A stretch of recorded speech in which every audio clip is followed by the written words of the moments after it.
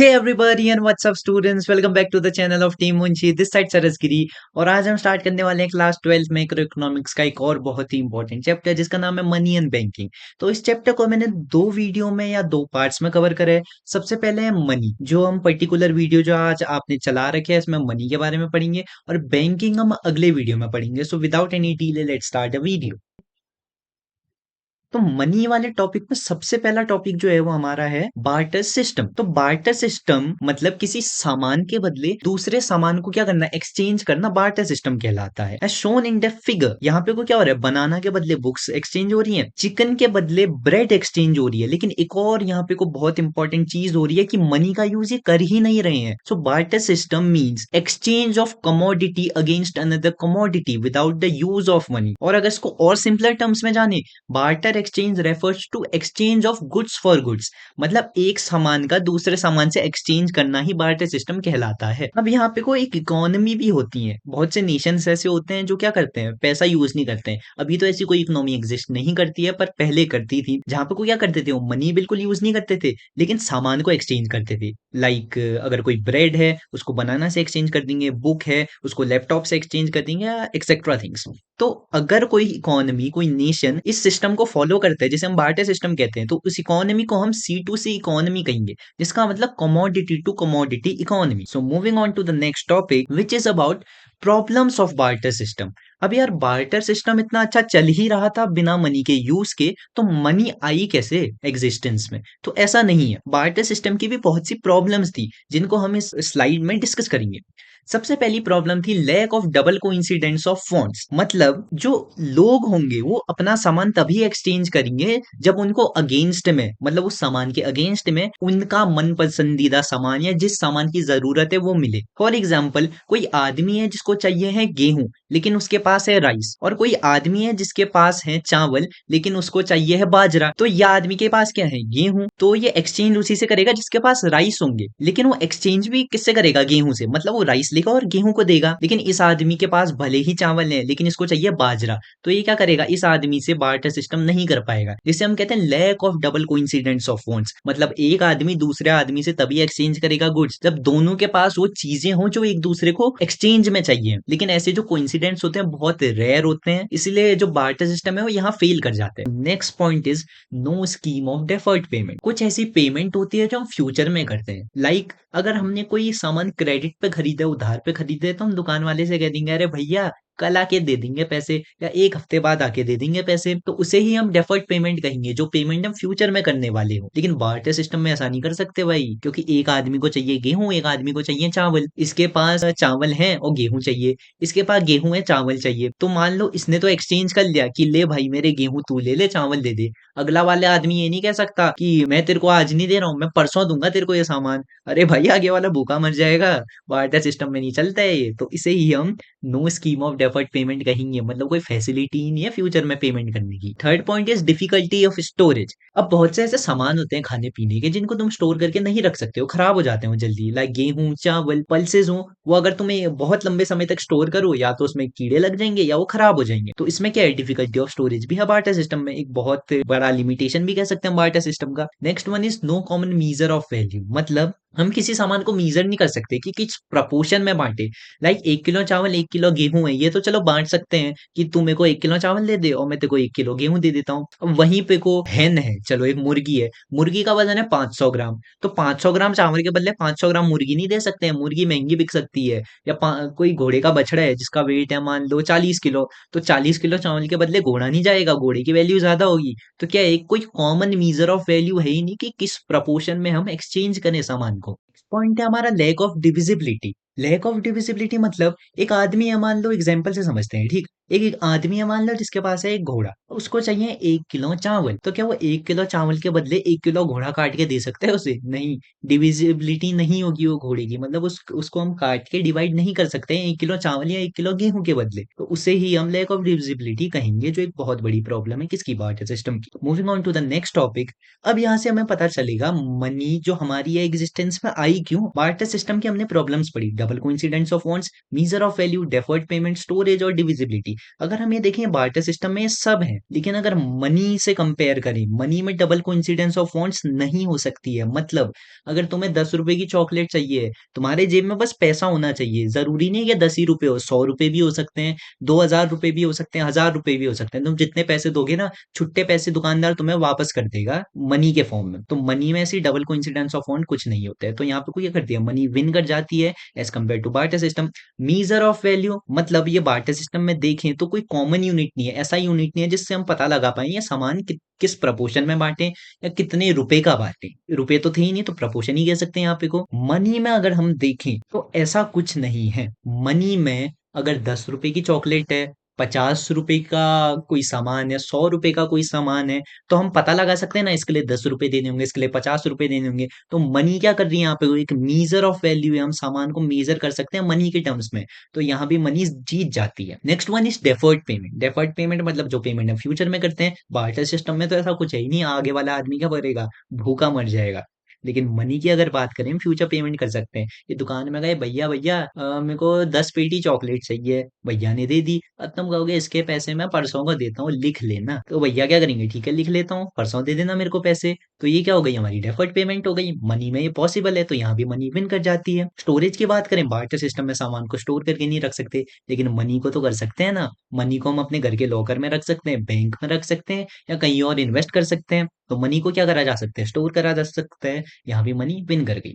Next one is divisibility. Barter system में सामानों को डिवाइड नहीं कर सकते हैं। मनी में ऐसा कुछ नहीं है भाई। 100 रुपए हैं, 10-10 के 10 नोट बना सकते हो, 5-5 के 20 कॉइन्स बना सकते हो, या 5-5 के नोट भी बना सकते हो 20। तो मनी में क्या कर सकते हो, डिवाइड कर सकते हो पैसे हम। जैसे एग्जाम्पल भी लेते हैं, 10 रुपए का तुमने मान लो कोई टॉफी खरीदी 10 रुपए की, तुम्हारे पास है 100 रुपए, तुम 10 रुपए दोगे। अब भैया ये तो नहीं कहेगा 10 ही रुपए दो। हाँ ऐसा केस हो सकता है कि छुट्टे ना हो उसके पास, लेकिन जनरल केस में अगर तुम 100 रुपए दोगे, 10 रुपए की चॉकलेट है, तो 90 रुपए वो वापस करेगा। मतलब मनी डिवाइड हो गई है, किस फॉर्म में, 90 रुपीज और 10 रुपीज के फॉर्म में। 90 तुम्हें वापस होंगे, 10 रुपए तुम्हें भैया को दे। Moving on to the next topic, meaning of money. अब यहाँ से मनी आ गई है एग्जिस्टेंस में, लेकिन मनी है क्या। Money is the medium of exchange. मतलब मनी के थ्रू, मनी के द्वारा हम सामानों को एक्सचेंज करेंगे। 10 रुपए की चॉकलेट है, पैसे दिए, चॉकलेट हमारे पास आ गई, एक्सचेंज हो गई पैसों के बदले। It not only consist of paper currency and coins, it has a very wide concept. मतलब मनी सिर्फ पेपर करेंसी या कॉइन्स नहीं है, 100 रुपए का नोट, 5 रुपए का नोट, 10 रुपए का नोट ही नहीं है।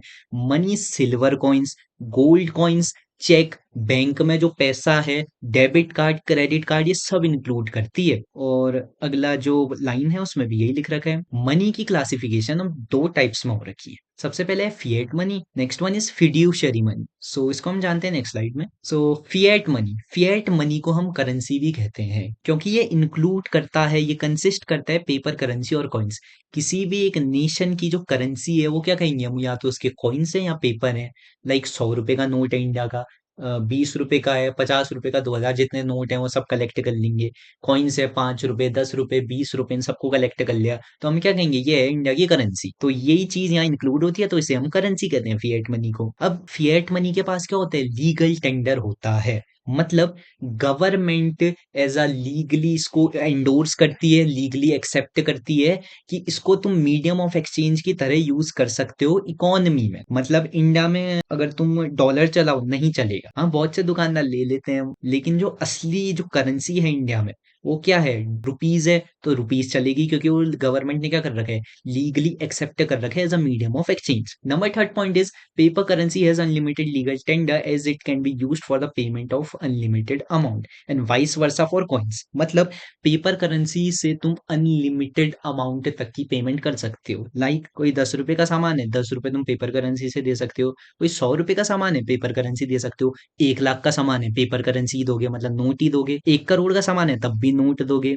लेकिन कॉइन्स की बात करें, कोई टॉफी है 5 रुपए की, तुमने कॉइन दे दिए, चलो। 10 रुपए का सामान है, चलो इस बार भी कॉइन दे दिए, कॉइन होता है 10 का। 20 रुपए का है, चलो उसमें भी कॉइन दे दिया, 20 का कॉइन हो गया। अब 1 लाख की बात आ गई, एक एक या दो दो रुपए के कॉइन थोड़ी दोगे, इस बार तुम क्या करोगे, पेपर करेंसी यूज करोगे। तो कॉइन्स को एक लिमिटेड अमाउंट तक तुम यूज कर सकते हो, लेकिन पेपर करेंसी में ऐसा कुछ नहीं है। Next one is a creditor can not refuse to accept fiat money that is paper currency and coins. मतलब अगर कोई उधार वाला आदमी है, जिनसे तुमने उधार ले रखे, उनको तुम पैसे वापस करने जाओ कि ले भाई तेरे पैसे पैसे मैंने जो उधार लिए थे, वो ये मना नहीं कर सकता है कि मेरे को पैसा नहीं चाहिए, कुछ और दे, मतलब कोई और सामान दे, अपने घर का फर्नीचर दे। उसको ये पेपर करेंसी और कॉइन एक्सेप्ट करने ही करने होंगे, वो लीगली बाउंड है गवर्नमेंट के द्वारा। Next point is fiduciary money. Fiduciary money को हम बैंक मनी भी कहते हैं। क्यों? जो मनी हम बैंक में डिपॉजिट करते हैं ना, या जो बैंक के पास होती है, उसी को हम फिड्यूशियरी मनी भी कहते हैं। That's why it is also known as demand deposits.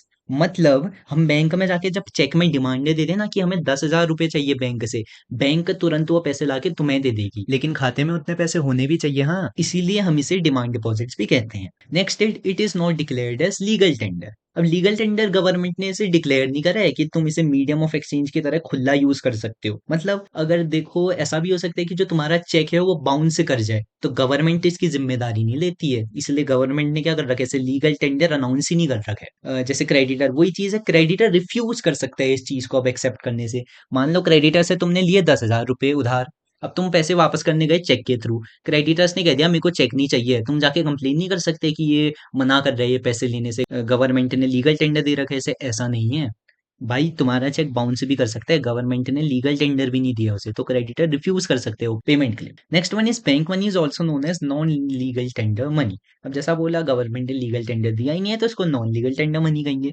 Optional money भी कहते हैं इसे। मतलब ऑप्शनल मनी जो कंपल्शन कंपल्शन नहीं है, जिसमें मतलब कंपलसरी नहीं है कि ये दो तुम, इसमें तो मतलब पेपर करेंसी या कॉइन दे सकते हैं, लेकिन इसमें ऐसा नहीं है कि फ्यूडिशियरी मनी में तुम्हारे पास पैसा नहीं है तो चेक ही दो या कोई और चीज ही दो, तो इससे हम कहेंगे optional money.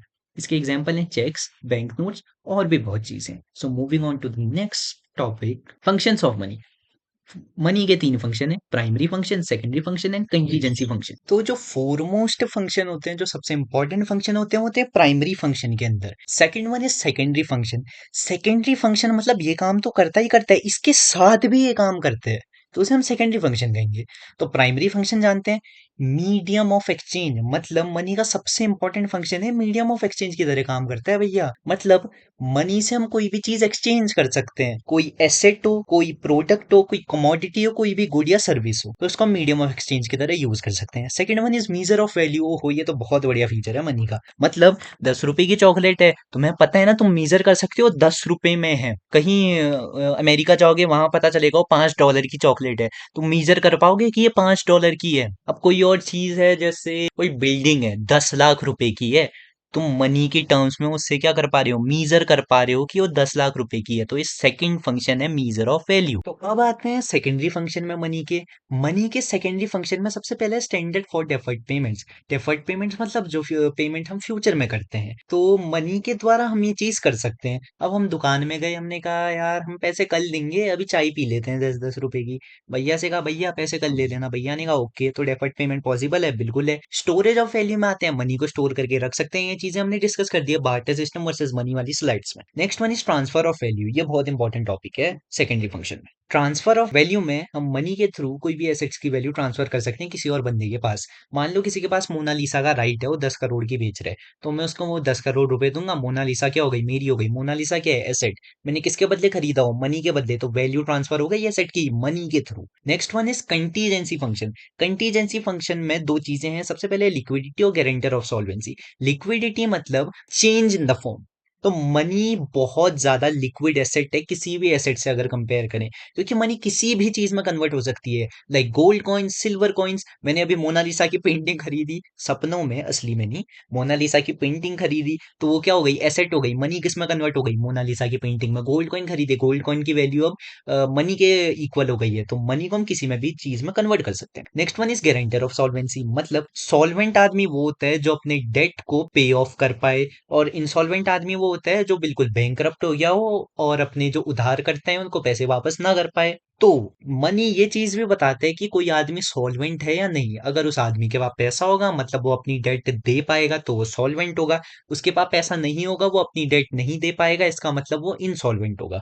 Moving on to the next slide, we have money supply and its measure. बहुत छोटा सा टॉपिक है, इससे ज्यादा क्वेश्चन भी नहीं पूछे जाते हैं एग्जाम में, थ्योरी बेसिस पे आते हैं, ज्यादा आपको दिमाग लगाने की जरूरत नहीं है। सबसे पहले द टोटल क्वांटिटी और stock of money available in the economy at a particular point of time. तो पर्टिकुलर पॉइंट ऑफ टाइम, ये फ्लो है स्टॉक के कमेंट में जरूर बताना। तो मनी सप्लाई मतलब टोटल क्वांटिटी ऑफ मनी एक इकोनॉमी में पर्टिकुलर पॉइंट ऑफ टाइम पे जब काउंट की जाए। मान लो 10:10 में 1 जनवरी 2004 को इंडिया में जो टोटल मनी सप्लाई थी या मनी थी टोटल जो एक्सचेंज में थी या इन फ्लो में थी, वो थी 2 करोड़ मान लो। तो 2 करोड़ हमारा उस टाइम के लिए क्या हो जाएगा, मनी सप्लाई हो जाएगा। तो मनी सप्लाई मतलब टोटल क्वांटिटी, जितना पैसा एक इकोनॉमी में उस समय ट्रेवल कर रहा होगा, उसे हम मनी सप्लाई कहेंगे। अब इसके 4 मीजर्स होते हैं, मतलब मनी सप्लाई हम नापे कैसे कि कितनी है कितनी नहीं है। तो उसके लिए 4 मीजर्स हैं। सबसे पहले है M1 measure of money supply. इसके अंदर मनी सप्लाई नापी जाती है C+DD+OD। सी मतलब currency held by the public, coins और पेपर करेंसी, जितने पैसे लोगों के पास हैं कॉइन्स या पेपर की फॉर्म में, लाइक घर के लॉकर में रखें, तुमने पर्स में रखें, अपने जेब में रखें, तो वो सब इसमें इंक्लूड होगा। डीडी मतलब डिमांड डिपॉजिट्स, जैसा मैंने बात करा फिड्यूशियरी मनी, डिमांड डिपॉजिट, तो वो भी इसके अंदर हम क्या कर देंगे, ऐड कर देंगे, जो कमर्शियल बैंक्स में हमने रखे। थर्ड वन इज ओडी यानी अदर डिपॉजिट्स। अब बहुत से ऐसे डिपॉजिट्स होते हैं जो आरबीआई के पास जमा होते हैं, मतलब बहुत से ऐसे फॉरेन बैंक्स होते हैं, फॉरेन गवर्नमेंट होती है जो किसी और कंट्री में पैसा भेजती है इन्वेस्ट करने के लिए। तो कौन रख लेते हैं, आरबीआई रख लेता है। तो उस चीज को भी हम ऐड करेंगे मनी सप्लाई में, जिससे हमारा M1 measure of money supply निकल जाएगा। M2 मीजर है M1, मतलब जो ये चीज निकली है ना C+DD+OD, उसमें हम ऐड कर देंगे savings deposit with post office savings bank. मतलब पोस्ट ऑफिस ऑफिस में जो सेविंग का अकाउंट होगा तुम्हारा, उसमें जो तुम्हारे सेविंग्स के डिपॉजिट होंगे, यानी जिसपे तुम इंटरेस्ट ले रहे होगे, वो क्या आ जाएगा तुम्हारा, अगर इसको ऐड कर दोगे M1 में, तो तुम्हारा आ जाएगा M2 measure of money supply. M3 measure of money supply ये कहता है कि अगर तुम M1 मतलब ये C+DD+OD में net time deposits with bank. अब टाइम डिपॉजिट्स क्या होते हैं, FD, RD यानी फिक्स्ड डिपॉजिट, रिकरिंग डिपॉजिट, जो तुम्हें हर टाइम टू टाइम क्या करने होते हैं, पे करने होते हैं। तो वो इसमें क्या जुड़ जाएगा M1 में, जिससे हमारा M3 निकल जाएगा। नंबर 4 है M4 measure of money supply. M4 measure of money supply मतलब M3 मतलब जो ये चीज है ना M1 तो आई गया है इसमें, देखो M3 भी आ गया है। M3 क्यों, net time deposits with bank ये भी जुड़ेगा, C+DD+OD भी जुड़ेगा, उसके साथ total deposits with the post office saving bank या सेविंग्स ऑर्गेनाइजेशन, मतलब जितने टोटल डिपॉजिट उस समय पोस्ट ऑफिस में होंगे ना तुम्हारे, वो भी जुड़ जाएंगे, जिससे हमारा M4 measure of money supply आ जाएगा। और जो तुम्हारे न्यूमेरिकल वैल्यू आएगी मतलब पैसों में, वो ही तुम्हारी उस पर्टिकुलर पॉइंट ऑफ टाइम की मनी सप्लाई होगी। So moving on to the next topic which is high powered money, last topic है हमारे चैप्टर का। सो हाई पावर्ड मनी मतलब वो मनी जो आरबीआई और गवर्नमेंट प्रोड्यूस करते हैं। अब सर जो पेपर करेंसी होती है और जो कॉइन्स होते हैं वो भी तो आरबीआई प्रोड्यूस करती है शायद, तो उसे हम हाई पावर्ड मनी कहेंगे क्या, नहीं। इसमें दो चीजें जुड़ती हैं, सबसे पहली currency held by the public, जितना पैसा पब्लिक के पास है, and second thing cash reserves with bank, मतलब जो जब तुम बैंक में पैसा डालते हो, बैंक को भी एक पर्टिकुलर अमाउंट अपने बैंक में रखनी होती है, और बाकी बचे हुए पैसों को या तो लोन में दे देती है या आरबीआई को दे देती है। तो ये चीज जो मैंने बोली, बैंक में रख देती है, कुछ आरबीआई को दे देती है, कुछ लोन में दे देती है, ये हम पढ़ेंगे बैंकिंग वाले चैप्टर में। अभी ये समझो, जो बैंक का वो वाला डिपॉजिट होता है, जब वो इसमें जुड़ जाए, मतलब पब्लिक के पास जितना पैसा है, उसे ही हम हाई पावर्ड मनी कहेंगे। यहाँ पे कुछ साफ साफ लिखा है कैश रिजर्व्स विद बैंक, मतलब वो पैसा नहीं जो तुमने डिपॉजिट करा है, वो पैसा जो बैंक ने खुद पे रखा है, वो ही इंक्लूड होगा यहाँ पे को। अगर अभी समझ नहीं आ रहा है, बैंकिंग वाले पार्ट में बहुत अच्छे से कवर करे हैं मैंने, उसमें बहुत अच्छे से तुम्हें समझ आ जाएगा। So that's it for today guys, thank you for watching the video. Like करना, शेयर करना, सब्सक्राइब करना, और हाँ, अपने दोस्तों को रिकमेंड भी कर देना है।